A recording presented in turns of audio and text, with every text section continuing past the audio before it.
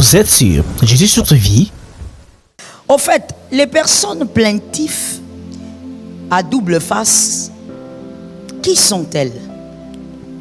Ce sont des personnes qui vivent avec vous, qui vous fréquentent, qui se disent être vos amis, donc qui sont gravement avec vous, mais qui ne vous parlent jamais de ce qu'ils vous reprochent, mais ils vont le dire ailleurs. Ils vont se plaindre de vous ailleurs, mais jamais en face de vous. Ils vous ont parlé de vos défauts, de vos erreurs, des choses qui veulent vous voir changer. Non, non, non, non. Devant vous, ils sont toujours les acclameurs. Attention aux acclameurs. Attention aux personnes qui ne te disent que les bons côtés de ta vie. Monsieur, tu n'es pas parfait. Tu es en retard, pourquoi? Tu es parfait? Je dis, monsieur, tu n'es pas parfait. Mademoiselle, madame, tu n'es pas parfaite. Et donc, ce n'est pas normal d'avoir un soi-disant ami qui, lui, ne te dit jamais les mauvais côtés de ta vie, le mauvais côté de ton caractère qui doit changer.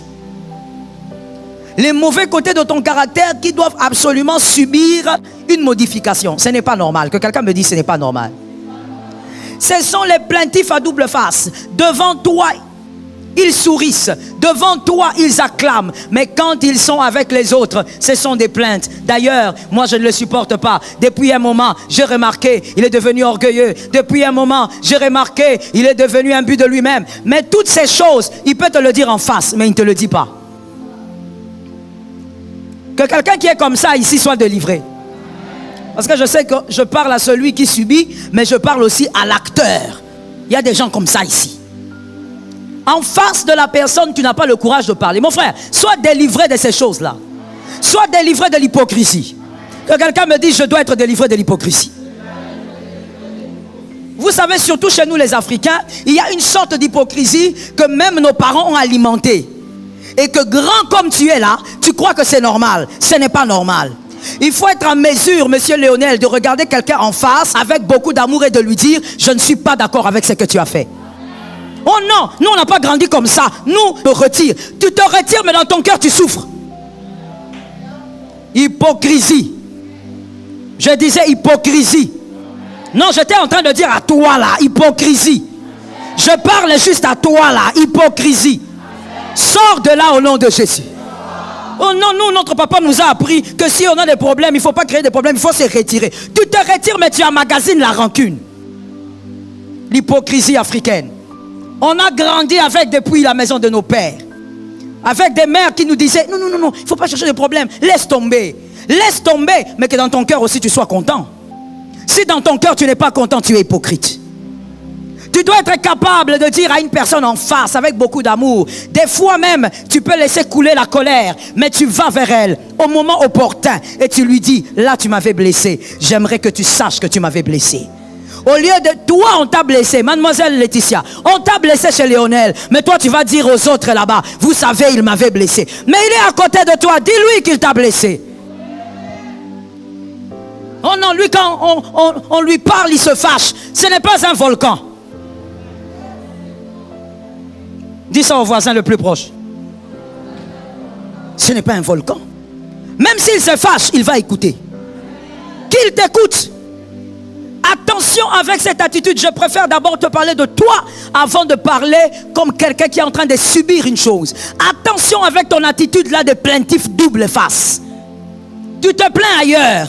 Tu n'es pas content du département, mais tu te plains dehors. Mais devant le responsable de ton département, tu n'arrives pas à parler. Hypocrite. Sors de cette hypocrisie. Que l'église te guérisse au nom de Jésus. Tu dois être en mesure de dire ce qu'il y a dans ton cœur au bon moment. Parce que dire ce qu'il y a dans ton cœur ne doit pas non plus allumer le feu. Le but n'est pas d'allumer le feu, mais le but est de chercher le shalom. Et donc dis toujours ce qu'il y a dans ton cœur qui te fait mal, mais au bon moment. Si tu sens que tu n'y arriveras pas, parce que toi tu n'es pas délivré de la colère, tu n'as pas assez prié pour la colère de votre famille là, qui te poursuit comme la lèpre, alors appelle un frère, dis frère, je veux parler à monsieur Léonel, sois là avec moi pour m'accompagner dans ce que je vais dire. Mais tu dois dire, au lieu d'aller te plaindre ailleurs, celui qui t'a blessé est à gauche, ne va pas te plaindre à droite. Je parle à un fils de cette maison, ne fais pas semblant. Je sais que c'est toi, alors je m'adresse à toi. Celui qui t'a blessé est à droite, ne va pas te plaindre à gauche. Celui qui t'a blessé est devant toi, ne va pas te plaindre derrière. Il y a même des gens qui ont oublié, comme je vous le dis, grandi dans l'hypocrisie africaine. On t'a même appris que c'était normal. C'est-à-dire quand on te demande, tu dis non, je ne me suis pas plaint. J'étais en train d'expliquer à la sœur Laetitia l'événement. Ce n'est pas à elle qu'il faut expliquer. Va expliquer à l'acteur de l'événement. C'est de l'hypocrisie. Que quelqu'un lève la main droite et dit je suis délivré de l'hypocrisie. Tu n'as pas levé la main droite parce que quoi? Lève ta main droite et dis je suis délivré de l'hypocrisie.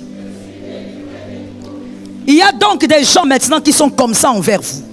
Ils sont là avec vous. Ils vous font croire qu'ils sont là. Mais ils vont se plaindre de vous à gauche et à droite. J'étais allé chez lui, il ne m'a pas bien reçu. J'étais allé chez lui, mais quand tu lui demandes comment c'était à la maison, oh très très bien. Les plaintifs à double face. Ce sont des relations à ne pas avoir. Avec quelqu'un comme ça, il ne faut même pas négocier. Tu dois t'éloigner et prie pour la personne là en cachette. Éloigne-toi. Et tu vas comprendre pourquoi. Proverbe 16, 29. Proverbe 16, 29.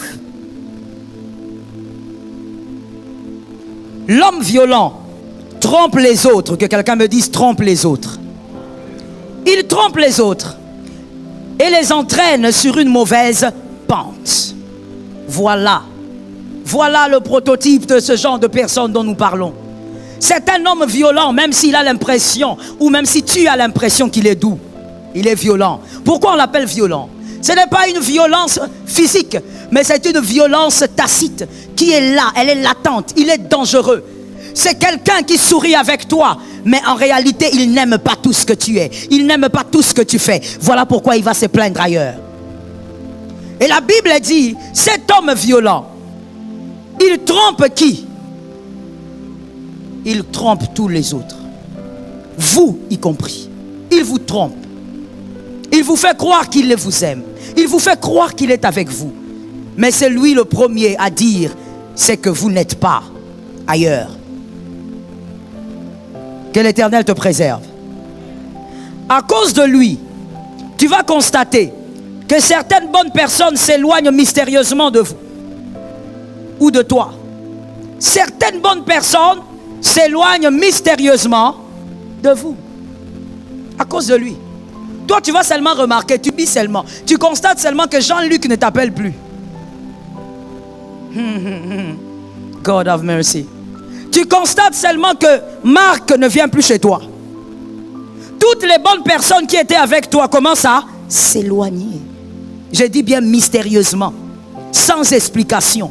S'il y a quelqu'un qui a déjà vécu ça ici, que l'Éternel t'aide et te délivre de ce genre de personnes. Tu remarques seulement que ton entourage est devenu un peu bizarre. Les gens qui t'appelaient, des fois même tu fais l'effort, tu dis attends, pourquoi ils ne m'appellent pas? Toi-même tu appelles. Oh, comment tu vas? Oui, ça va. Il commence à te parler avec une froideur comme d'un congélateur.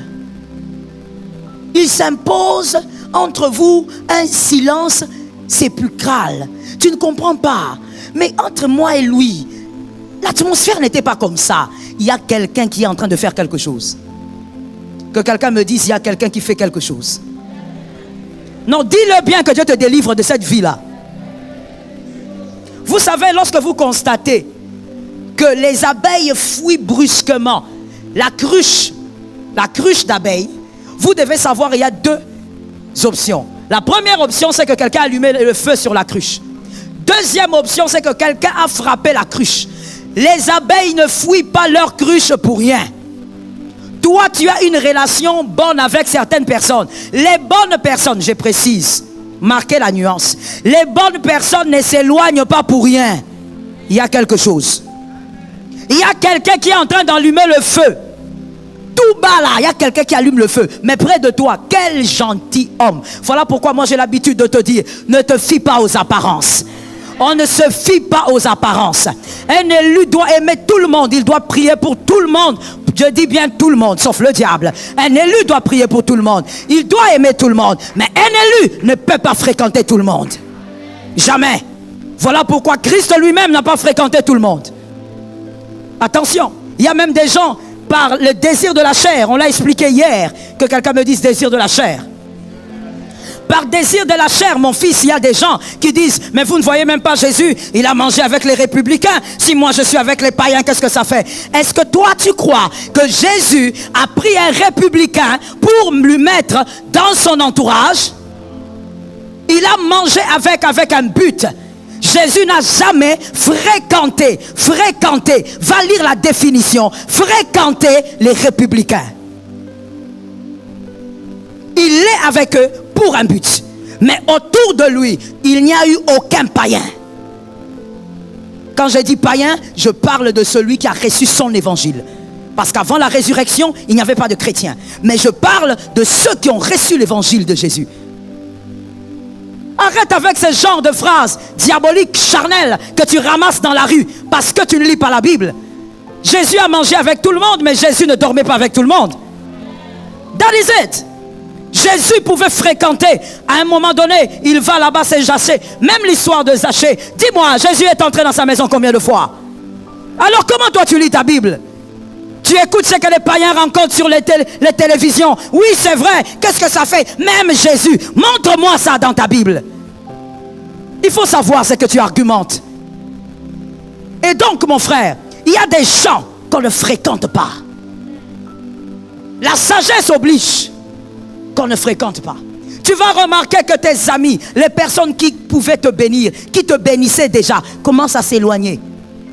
Une froideur mystique s'installe dans votre relation. Parce qu'il y a un serpent qui, lui, la nuit ou la journée, il va voir les gens pour leur dire, vous savez, d'ailleurs, il est ceci, il est cela, il est comme ça.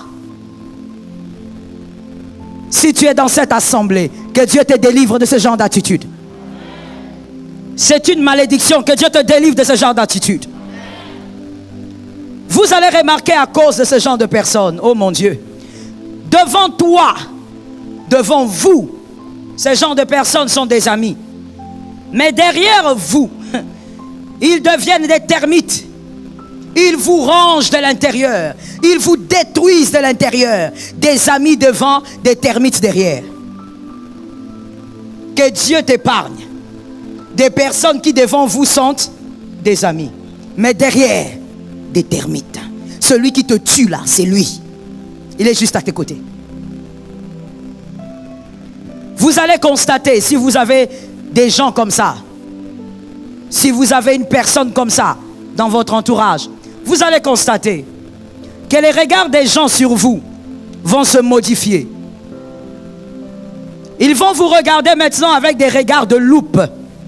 De regard de loupe, c'est-à-dire un regard qui a été amplifié, doublé, triplé. Ça veut dire quand il te regarde, il regarde tes défauts fois 5. Toi, tu ne comprends pas, mais pourquoi les gens sont devenus distants avec moi? Il faut bien poser la question. Il faut bien vraiment te poser la question. Même dans la famille, pourquoi mes frères sont devenus distants? Pose-toi bien la question. Il y a quelqu'un qui fait quelque chose. Il y a une personne qui est en train de te dénigrer, qui est en train de salir ta réputation, parce qu'il se plaint là-bas.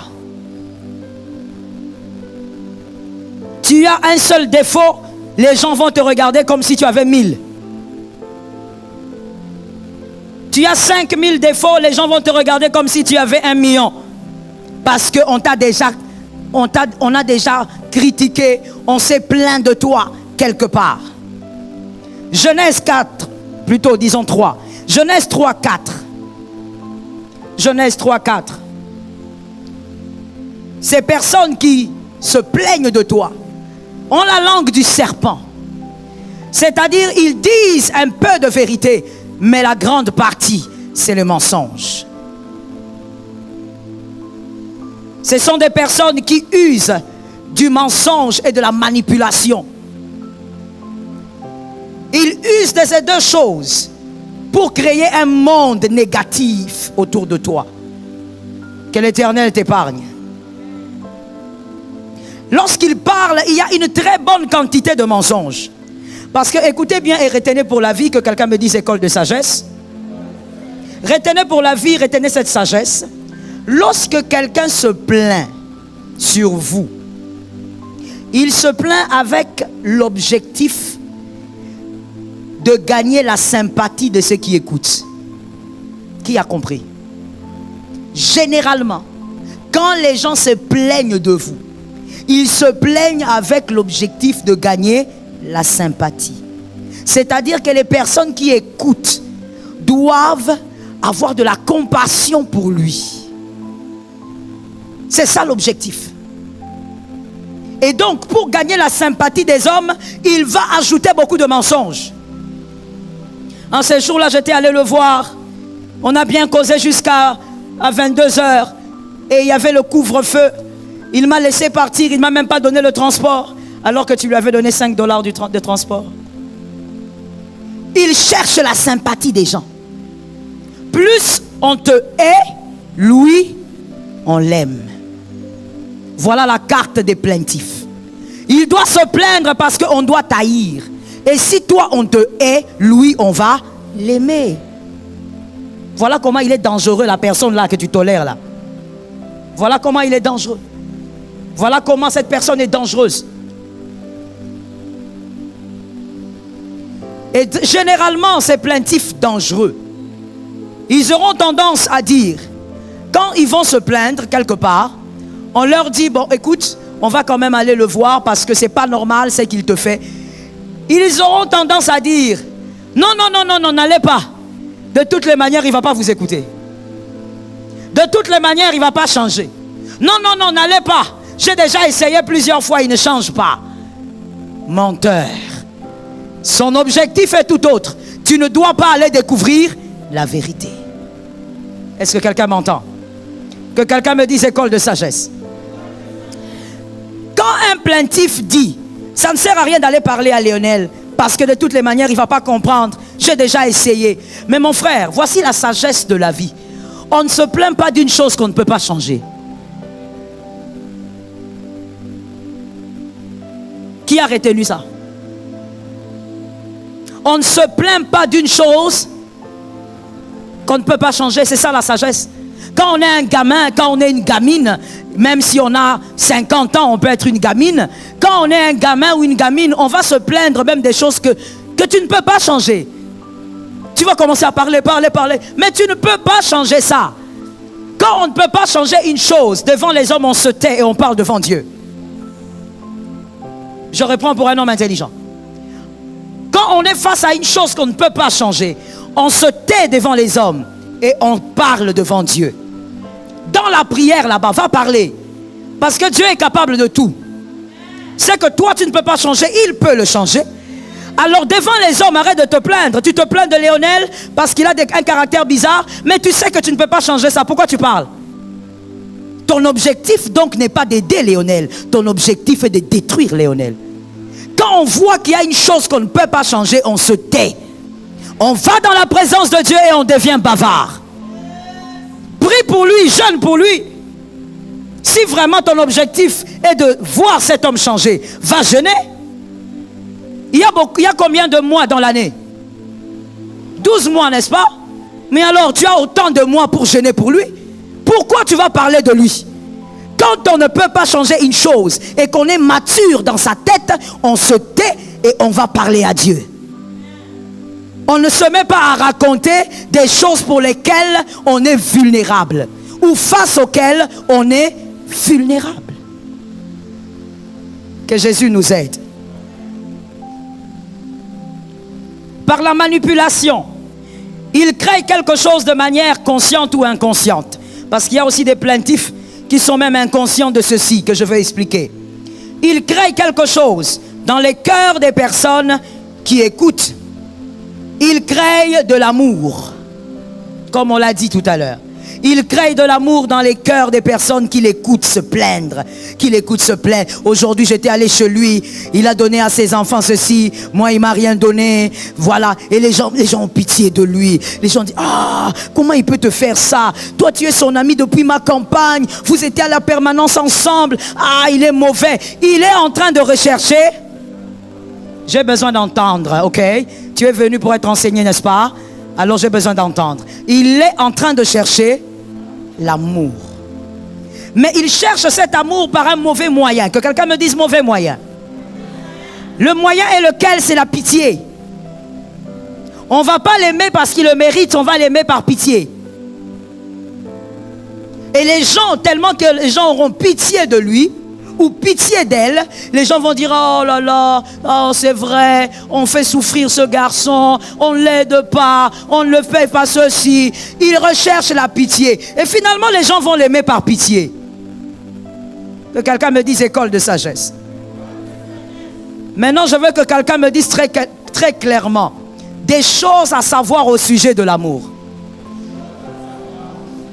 Répète-moi ça bien, toi qui es là derrière. Je ne sais pas qui t'a envoûté. Dis-moi les choses à savoir au sujet de l'amour.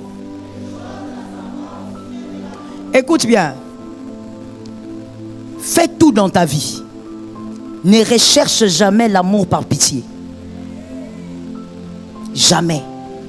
Que tu sois une femme, que tu sois un homme, que ce soit dans les relations entre collègues et collègues, que ce soit dans les relations à l'université, que ce soit dans une relation amoureuse, amour éros. Ne cherche jamais qu'on t'aime par pitié. Celui qui ressent de la pitié, généralement, celui qui ressent de la pitié, se sent automatiquement dans une quelconque position de supériorité. Celui qui ressent de la pitié, généralement, se sent dans une quelconque position de supériorité. Celui qui a pitié est dans une position supérieure. C'est très rare et presque impossible de voir celui qui se sent petit avoir pitié de celui qui se sent grand. Généralement, c'est celui qui se sent supérieur qui a pitié. Mais la relation d'amour n'est pas une relation où il y a un supérieur qui doit aimer le subalterne. Ça, ce n'est pas l'amour. Ça, c'est une relation de dominateur, de dominant. Ça, ce n'est pas l'amour. Dans l'amour, il n'y a pas le fait qu'il y a un supérieur qui doit aimer le subalterne. Non. L'amour, c'est quoi? L'amour qu'on ressent, philéo ou l'amour éros, c'est quoi? C'est un amour, c'est un sentiment fort que deux personnes se communiquent. Il y a des gens que je vois écrire, que Dieu vous bénisse, mais il y a d'autres qui n'écrivent pas. Donc tu ne vois pas quoi écrire. À l'école, comment tu as étudié? L'amour est un sentiment fort partagé entre deux personnes. Un sentiment fort, pas une émotion, un sentiment. Parce que l'émotion passe, les sentiments restent. Une émotion que deux personnes partagent. Ce n'est pas une relation d'un dominant et d'une dominée. Non.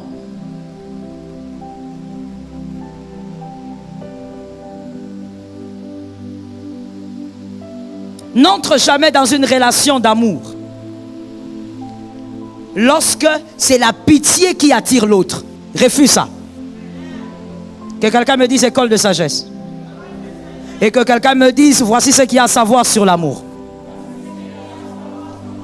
Refusez, monsieur Léonel, de vous mettre, vous êtes marié, que Dieu vous bénisse, de vous mettre avec une femme, avec un homme, parce que cette personne est attirée vers vous par pitié.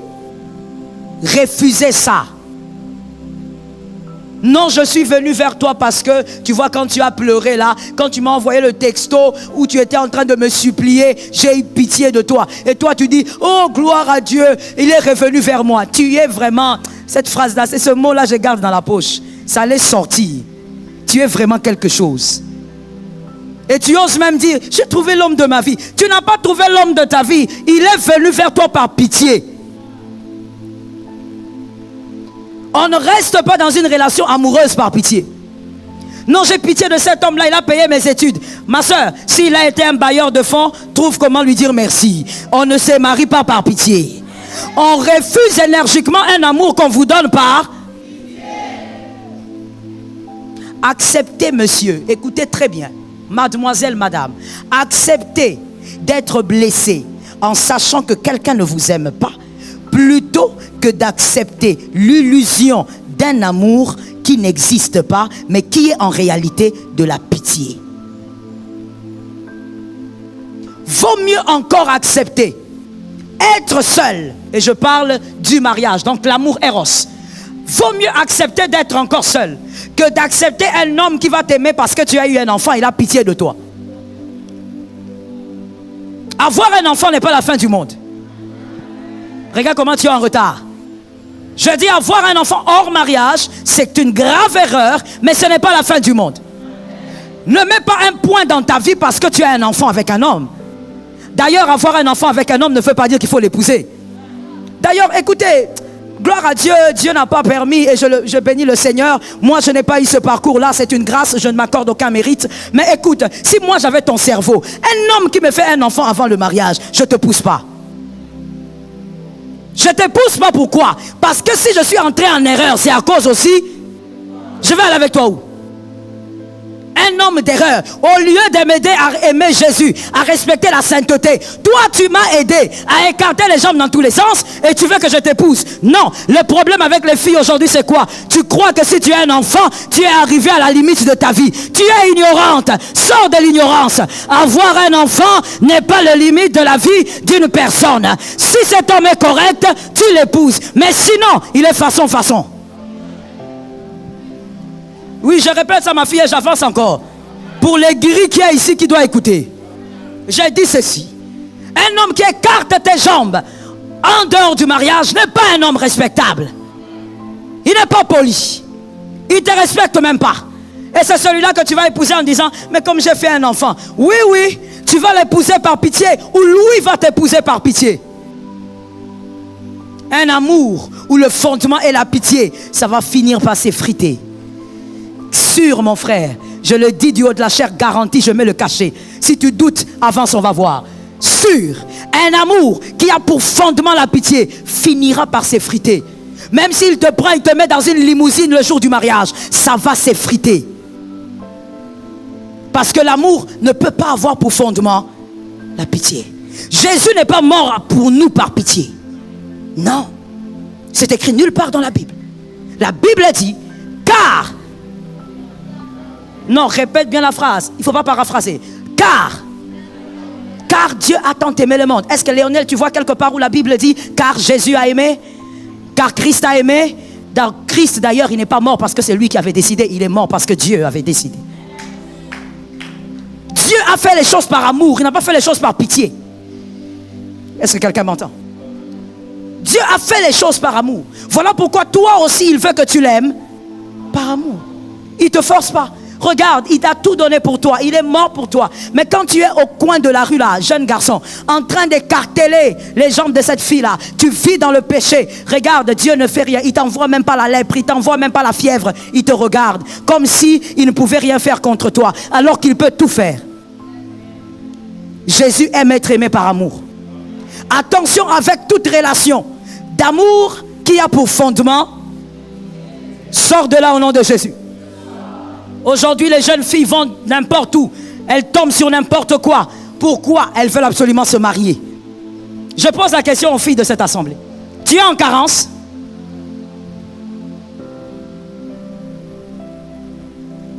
Attends, il y a un problème. Je n'ai même pas encore commencé à choquer. Est-ce qu'il y a un problème? Je n'ai encore rien fait jusqu'à présent. Je pose la question aux célibataires. Tu es en carence? Tu vas te jeter comme ça, comme quelqu'un qui se jette dans un volcan. Pourquoi? Parce que tu veux te marier. Qui t'a dit que le mariage c'est un lieu où il faut y entrer à tout prix? Le mariage c'est un lieu où il faut y entrer, tu trouves le shalom. Ça tombe sur toi. Il faut y entrer, tu trouves la paix. Ce n'est pas un lieu où tu entres, tu es plus traumatisé que quand tu étais célibataire. Il y a beaucoup de mariés qui regrettent leur célibat. Ils regrettent. Dis vraiment mon célibat. Mais toi, tu es célibataire, tu ne peux même pas t'imaginer qu'il y a des mariés qui regrettent le célibat. Qui se posent la question, qui m'avait envoyé dans ce genre de choses? On ne se marie pas par pitié. On ne choisit pas un homme par pitié. Oh, il a beaucoup dépensé pour moi. Trouve un moyen de rembourser. On ne rembourse pas avec sa propre vie. Jésus a déjà donné sa vie. Oh Lord, have mercy. Have mercy.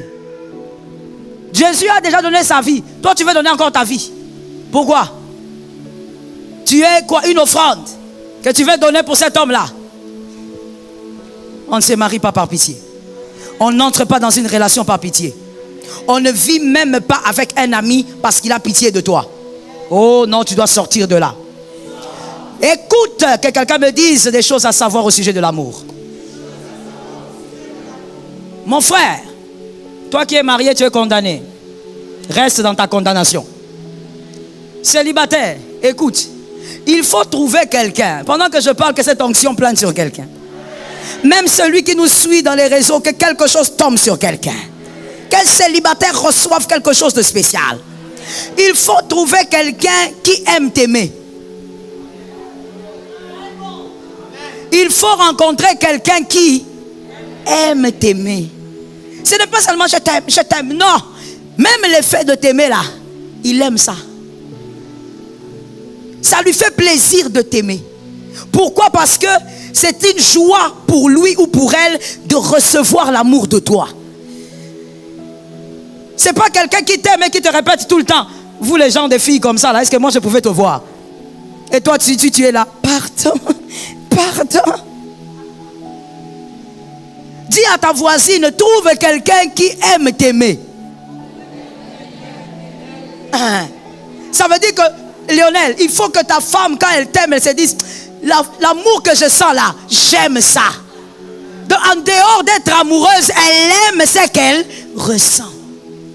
Mais il y a des gens, mariés évidemment, à chaque fois qu'ils pensent ou qu'elle pense au conjoint, à la conjointe, ils se posent la question, qui m'avait même demandé d'aimer cet être ici? Vaut mieux que j'aime un chat. Il y a des gens qui regrettent même pourquoi il avait osé aimer quelqu'un. Mon frère, fils célibataire, trouve une femme qui va aimer t'aimer. Donc quand elle est amoureuse de toi, elle n'est pas amoureuse de toi follement comme quelqu'un qui n'a pas de cerveau, mais c'est quelqu'un qui sait pourquoi elle t'aime et puis elle aime ce qu'elle aime. Elle savoure l'amour qu'elle te donne. Est-ce que tu as déjà vu ça? Est-ce que tu as déjà rencontré ça? Est-ce que tu as déjà vécu ça? Que Dieu ait pitié de toi. C'est-à-dire la personne, elle savoure l'amour qu'elle donne. Et elle est contente de recevoir. Au fait, tu rencontres quelqu'un qui se dit, c'est une grâce pour moi que cette personne-là m'aime. Madame, si ton mari ne peut pas dire ça, tu es foutu. Tu es fini. Il ne va même pas le dire parce que tu es, je ne sais pas, tellement intelligente. Non, mais c'est parce qu'il te respecte. Tout simplement. Pas parce que tu es la plus spéciale. Non, non, non. Parce qu'il te respecte. Il considère que le fait que toi tu l'aimes, c'est un bonheur pour lui. Trouve quelqu'un comme ça. Je disais, regarde comment elle réagit. Et tu vas m'amener quelqu'un qui ressemble à un, je ne sais pas quoi ici. Je dis, trouve quelqu'un comme ça.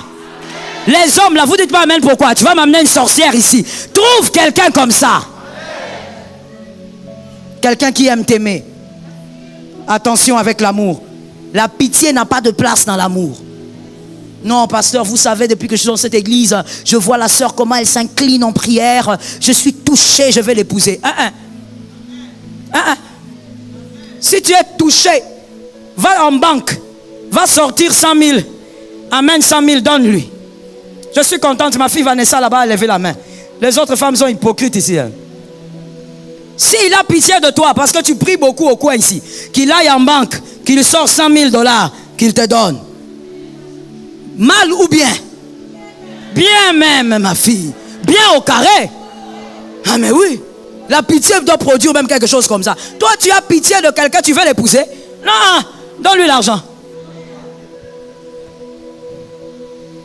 Que Jésus nous aide. Laisse-moi aller finir en disant, tu vas remarquer avec cette personne plaintive à double face. À cause d'elle, il y a des personnes que tu pouvais bénir, des personnes aussi qui pouvaient te bénir, mais qui ne vont plus jamais t'approcher. Des personnes qui ne sont pas près de toi, des personnes qui ne te connaissent peut-être même pas de près, mais des personnes qui ne vont plus jamais t'approcher parce que cet homme, cette femme, elle a abîmé ta réputation. Elle se plaint tellement de toi. Des gens que toi, tu pouvais bénir dans leur vie. Tu pouvais donner un conseil. Je ne sais pas dans quelle matière, dans quel domaine. Des personnes que tu pouvais aider. Mais ces personnes ne viendront jamais. Au loin déjà, elles préfèrent rester loin parce qu'elles ont reçu des rapports. Le plaintif à double face. Par ses plaintes, il a élevé des murailles autour de ta vie. Il y a des gens qui ne peuvent pas t'approcher. Est-ce que quelqu'un m'entend? Il y a des gens qui ne peuvent pas venir près de toi. Ils se disent, c'est que j'ai entendu. Voilà pourquoi je vais te donner un conseil gratuit. Que quelqu'un me dise école de sagesse. Je te donne un conseil gratuit. Mon frère, si tu ne veux pas t'approcher de quelqu'un, que ça soit parce que le Saint-Esprit te l'a dit. Mais ne t'éloigne pas d'une personne parce qu'un homme est venu te dire des choses. Va vérifier si ce qu'on t'a dit est vrai. Je me rappelle d'une dame qui est entrée dans mon bureau. C'est une dame pasteur. Elle est entrée dans mon bureau. On a causé parce qu'elle était venue pour quelque chose. On a parlé après ce qu'elle était venue faire. Elle me dit, pasteur Joël, si je ne t'avais pas approché, je n'aurais jamais su que je peux m'asseoir avec toi comme ça et qu'on rit. Parce que c'est qu'on m'a dit sur toi. C'est que certaines personnes que je te vois avec monter, descendre, m'ont dit sur toi. Et moi, tout ce que je faisais, c'est rire parce que je suis habitué avec ce genre de choses. Je riais. Et elle m'a dit, j'ai retenu une leçon dans la vie. Donc, il y a des gens, quand on te parle d'eux, ne juge pas par rapport au rapport. Que quelqu'un me dise, je ne jugerai pas par rapport à un rapport. Vous êtes sur Jésus sur ta vie.